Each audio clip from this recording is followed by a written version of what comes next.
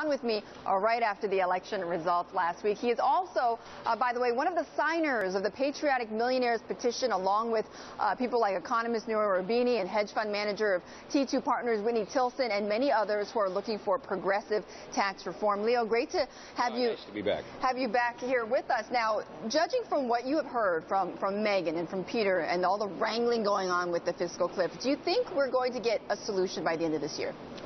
You know, that was as good a summary as I've heard. Megyn did as nice a job of covering the pure politics of it, of the players. And then Peter described this orbit of think tanks that are sort of hovering above the White House, with saying, their own ideas, well, throwing down their own thunderbolts of ideas. And that's the dynamic. And the answer is we'll know, as I said, in about 2 weeks, Betty. We said this, you and I, the morning after the election. We've used 10 days now to remark the debate. There's been very little change. I think the salient statistic was actually Megyn's when she talked about where the blame will arise. On the Republicans. Yeah, if it does. And it's fairly consistent with the popular vote and a little underweighted vis-a-vis the Electoral College. But it shows that there's a majority of the people who truly want this done. And that's what you and I talked about the morning after the election. I thought the other piece that was important was a reminder from Harry Reid, the Senate Majority Leader. Social Security, at least in my opinion, doesn't belong in the fiscal cliff debates. Why not? Well, it's of too great a moment. Social Security was conceived as a standalone legislative initiative way back in the Roosevelt era. When it's been dusted up twice, it's always been standing alone. It affects every woman and man in America eventually. And the fiscal cliff is highly nuanced, trading back and forth, my philosophy versus yours, and then there's this citadel. But then do you believe, Leo, that this debate should stay on taxes? That the focus really should be on taxes?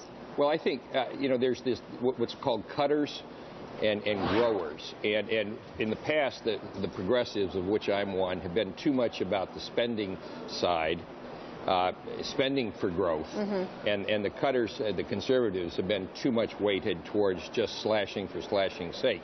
It's going to take a confluence. There are 3 or 4 great things you could do that wouldn't add to the deficit, would create jobs. Like what? The 3? Well, the infrastructure bank, this sort of manufacturing renaissance, some tax reform that would incent that manufacturing renaissance to accelerate. And what we also heard from that 53% of the electorate was, yeah, we're worried about this cliff. But frankly, it's so outside of our ken, so to speak. And most of the election was, again, about jobs. But, you know, when we mentioned the 53%, and yes, in this Pew study, they said that the Republicans would be blamed. 53% of the Americans believe they would blame the Republicans. But then the Republicans counter, and they say, well, they would then blame President Obama for bringing the U.S. economy again into a recession. I mean, yes, they blamed President Obama in the election and offered an alternative that was rejected. So that bounce back makes almost no intellectual sense. I think Megyn made the point, and you made it much earlier throughout this past week. We had an election. That's why this December is going to produce something more attractive, more conciliatory, I hope, than last December when we were sitting on the edge of an election. All right, Leo, we're going to be back with you in a few moments to talk more about the fiscal cliff. So we'll be back with Leo Hindery, the managing partner. We started talking about this way back in '06. We've been doing this for 6 years. And again... What do you mean we? You're talking about the... Well, myself and a handful of others who at the time it was... Before it was called Patriotic. Oh, well before. And a wonderful woman named Erica Payne and one of my colleagues, Anya Hoberger, were the architects of this assembly called Patriotic Millionaires. But way back in '06, when you could see this recession coming before it officially came, it was the unfairness of the system that... Right.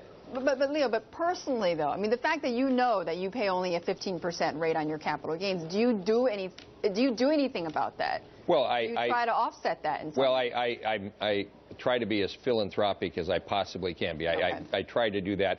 But I've testified 6 times in front of Congress on this issue of just the appearance of fairness as well as the reality of fairness. Leo, I can't let you go without asking you about racing, though. Right. Well, we have a great race coming up this Sunday in Austin, Texas. That's right.